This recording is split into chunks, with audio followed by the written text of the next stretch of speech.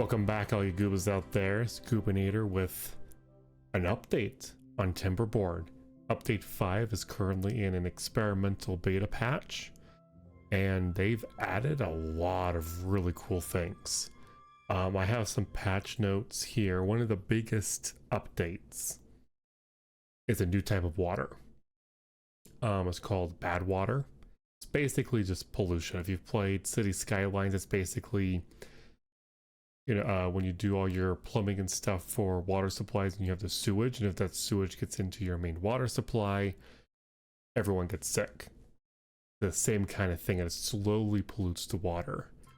I'm going to do a new game.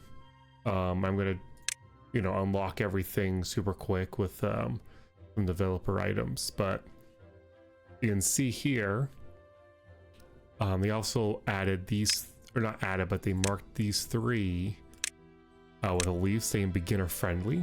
Super nice and useful to know, especially for me who's only played about 6 hours of the game so far. That's nice to know, like, okay, these are some of the easier maps to kind of get myself used to everything. You can see pretty obvious here, like on lakes, you have bad water in all these areas. It kind of looks like lava in a way. Plains here. A big one like in terraces, like this whole area, this area up here, a lot of poisonous water. So basically what it does, so you have a couple of things. You have bad water sources, which is just bad water permanently on the map. Okay, it's like a normal water source, it's always there. We have a new type of, I guess you can say, like weather season. So you have wet seasons and then droughts. And the game has always just been going back and forth between the two. You have a wet season, eventually you have a drought, you live through it, you go back to a wet season. Now you have a chance for there to be something called a bad tides, where instead of going into a drought, what it is bad tides may trigger, instead I'm reading from the patch notes. When that happens, bad water begins to flow from all water sources. So your clean water sources turn into a bad water source. So you have to have a way to, one, store all your good water constantly, but have a means of diverting your water if it turns into a bad tide, which adds a whole other layer of gameplay. Because all the videos that I've seen of other people playing is within, few hours of playing, a few cycles, you've basically beaten the game. You kind of do whatever you want, because you can easily store water, and as long as you're able to store enough water, you can kind of expand infinitely.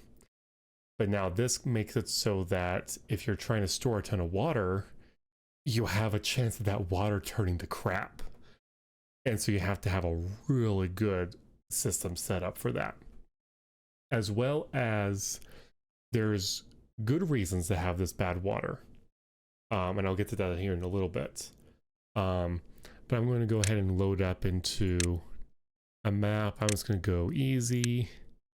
Then I'll activate some developer mode so I can just put down things, because there's new buildings, some reworks. I don't have the Iron Tail faction yet. There are specific things with them that I won't be able to show, so I'll bring it up in the patch notes. But there are a couple of things with the Folk Tales. Hope I'm saying those faction names right. If not, I'll have to fix it with a typo mark on screen. I'll just call that update 5 for now. Pause. Okay, so this is the same map that I originally started on. As you know, it's not. No, it's very, very different. Okay, I don't need the tutorial. Yeah, disable that because I'm not really doing anything with it. So you have your normal water source. Look up here. You have some bad water. And that looks like... yeah, see? Bad water sources. Okay. So no matter what you do, this will always be flowing bad water. You can kind of see around the edges here. See how it's all cracked and broken. It's not just dry like this. It's very more like, I guess you say corrosive, is a good way to describe it, I think. That's something important to get to. You can kind of see here how it's blending together between the good and the bad. Now luckily this map is pretty simple to start with because you have a very clear, that's bad, over there's bad, and it only mixes here. It doesn't mix anywhere here, so you can save a lot of good water. But eventually you'll get a bad tide, and I'll eventually play the game long enough here to show that. Okay, let me activate developer mode real quick. Okay, but basically, so that's kind of the bad water. Okay, so it pollutes the different areas, and it will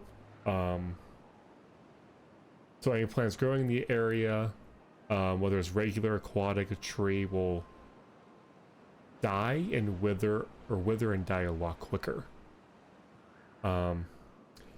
Fortunately, the contamination will disappear quickly once you get rid of the bad water.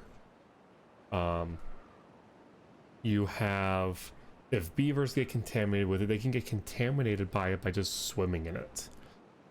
So if you end up, if you're in the middle of like a mega project and you're swimming through the water, and all of a sudden you have the a bad tide come in, you can get a lot of your beavers sick. But the bots are immune to that. I mean, of course, they're robots. I mean, why would they not be? You know? And so you can do different things with this. They've renamed a couple things. So like the, this one. You can kind of see a new item right there. So you have the water pump and you have a bad water pump. So water pump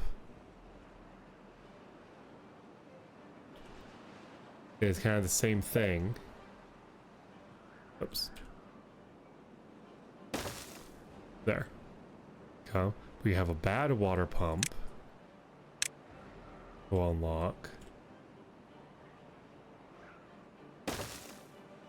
Up there, so you have that little bit of a distinction design-wise. It's a little bit more metallic, where this is more, you know, the classic water pump you're used to. And it's fine. And so then you can store these, you can store the water as you normally would. If you have the storage,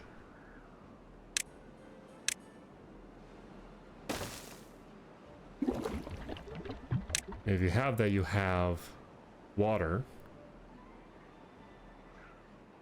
extract, and you have bad water. Okay, with that little nuclear symbol there.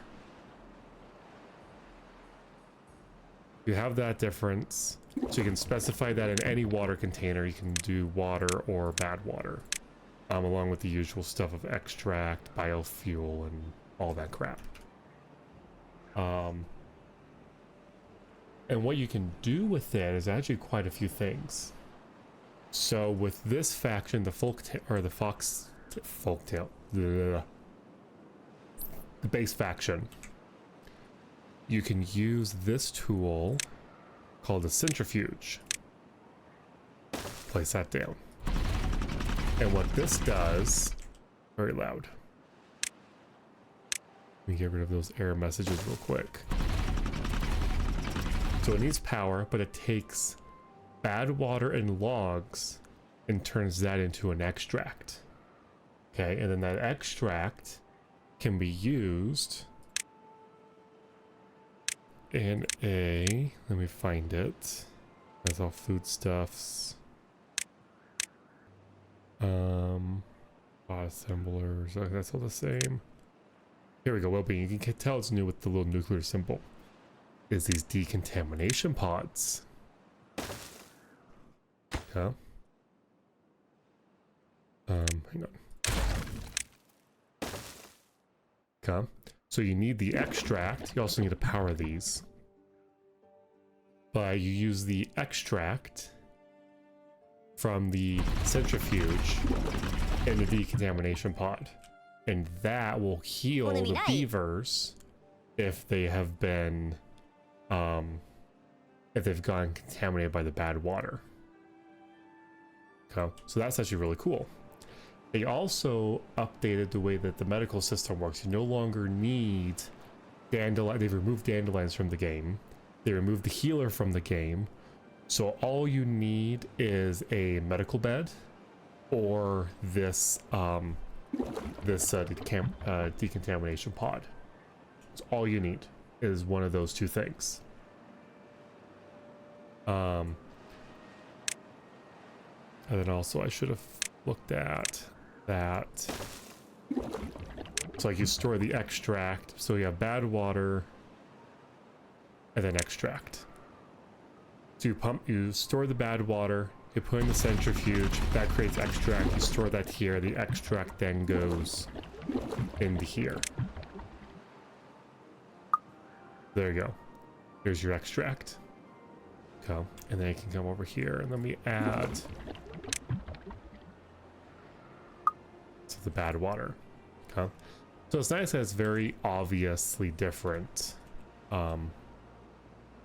Makes it nice.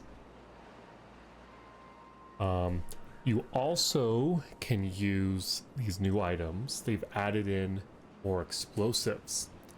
So I haven't gone this far in my playthrough yet, but you have your normal dynamite.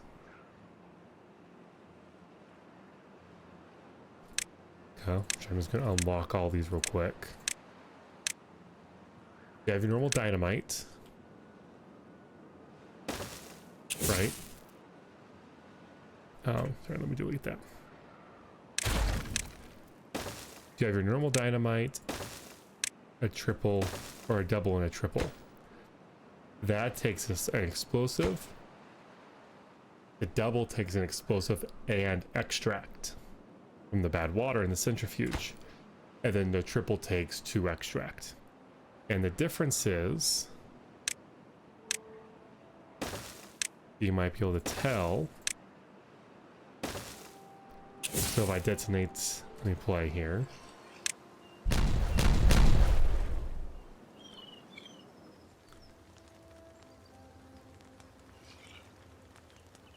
Okay, that didn't quite, sorry, that didn't quite go the way I wanted.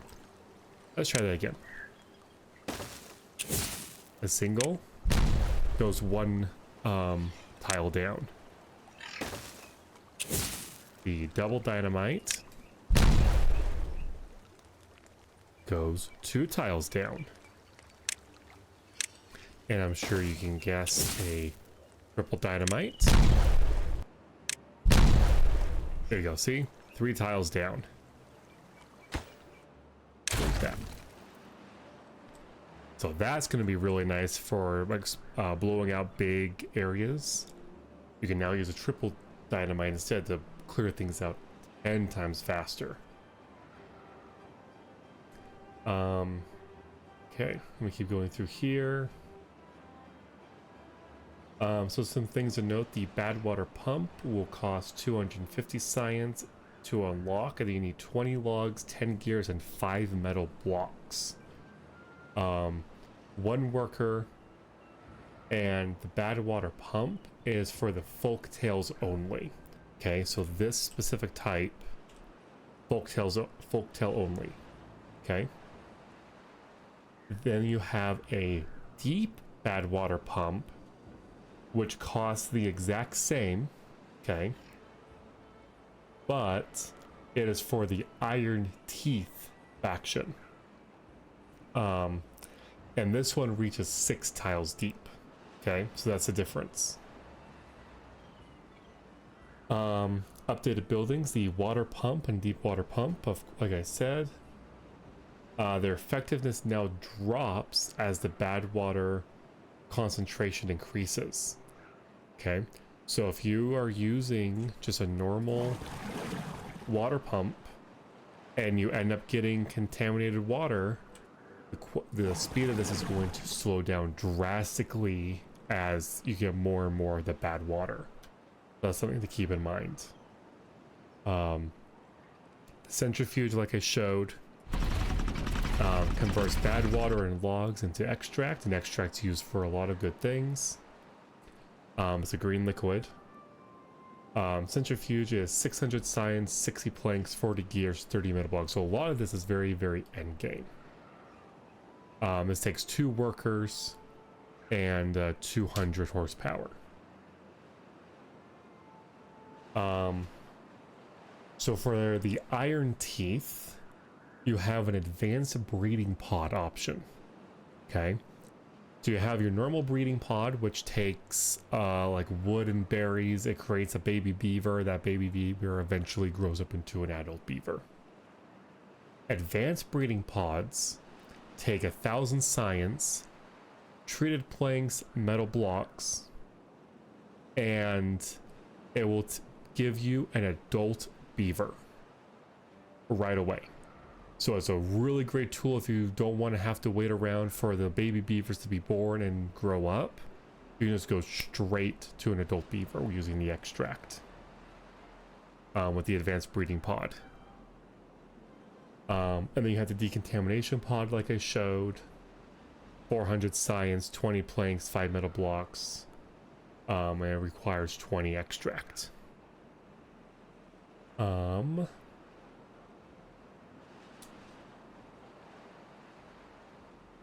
Okay, some building updates. You have the water pump. You have the fluid dump. Okay, it's no longer just a water dump, it's a fluid dump, so it will do either water or the bad water.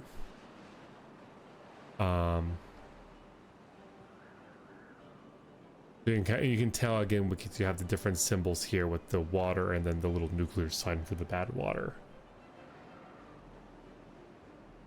Rename the mechanical water pump to mechanical fluid pump, which transfers both water and bad water. You can toggle between the two. So that's this one here, mechanical fluid pumps. Okay, so now you can tell to do fluid, which is just any fluid, only water, or only bad water. Okay, you have that choice of flexibility now. So this might be a useful tool for when the bad tide comes in. You might just need a row of these set to bad water, and when that bad water starts flowing in from the normal water source, you're using these to pump all that water out into its own channel. That might be a good use for it. Let's see. The stream gauge will now also display the current pollution level. So that's useful. So if I were to put that in here versus here. Okay, contamination 100%. Okay, whereas that one, contamination 0%. And if I were to come over here where it is slowly, I'm gonna skip to the next day. Okay, so you have right here contamination 73%, further down is less, and over here is even less. Let's take a look at, like, say right here where it's still showing a little bit of contamination. That looks fine. But I'm also, oh yeah, let me have that flow. Yeah, no contamination there, none there. So even though the ground is showing contamination, the contamination doesn't actually start until you're right in front of that source entry. But even then, the stupid shadows weren't there. There we go. You can kind of see that coloring difference. That's going to be really useful to pay attention to and to follow. We can probably And I just there we go. Delete that and you'll see the water flows in there. And it'll slowly, you know, start mixing with that. Whereas if I were to blow this up, you can see, look at that, contaminated, dies in 0.2 days. Fully grown oak tree, gone in 0.2 days. So you don't have a lot of time to fix it. And now, look at all that corruption. Look at that, I mean, it's just flooding in. But if I were to replace that again and fully block that off, eventually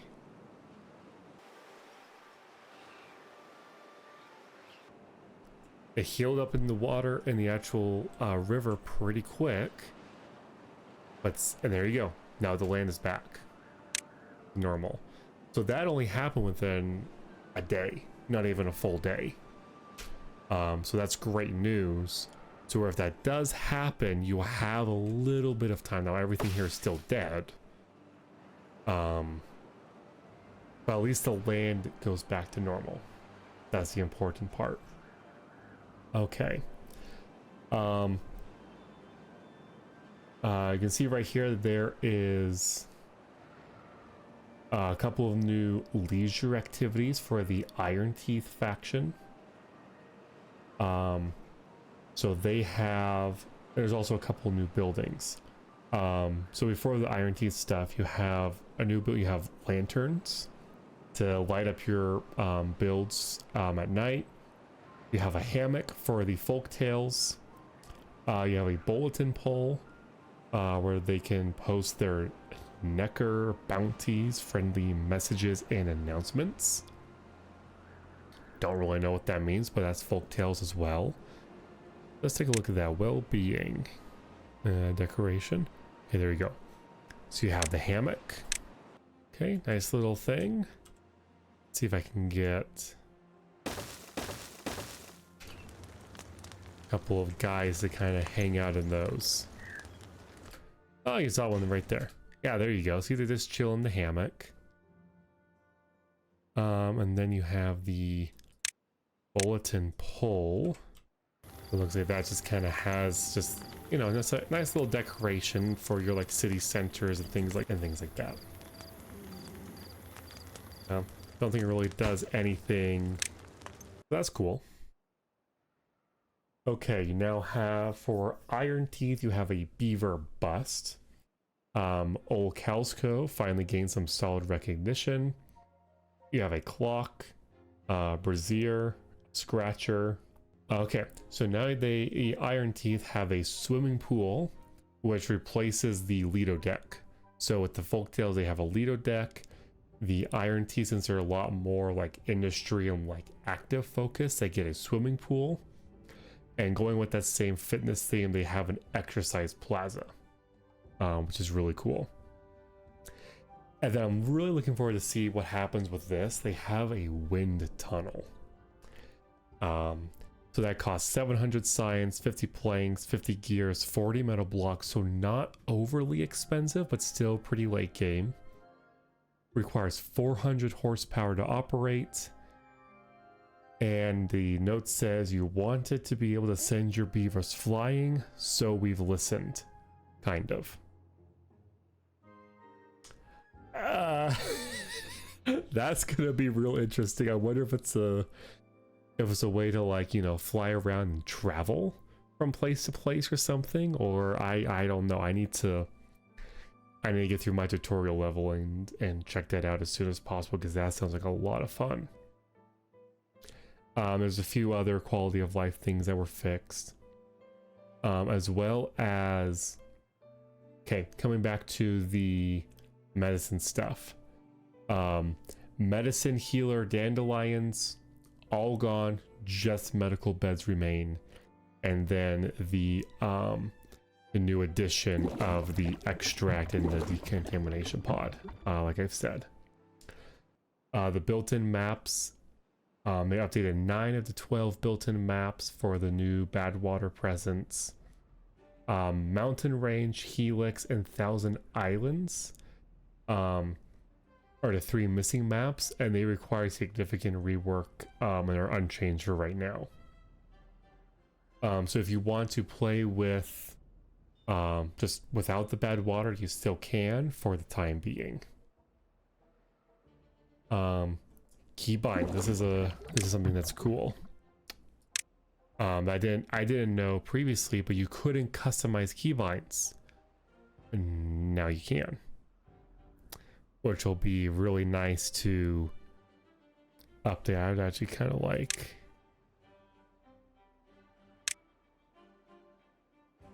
Can I increase, decrease? That may look weird right now, but I basically am using the left and right bracket, greater than and less than signs, the arrow or whatever, to do increase and decrease speeds. And that's now in there.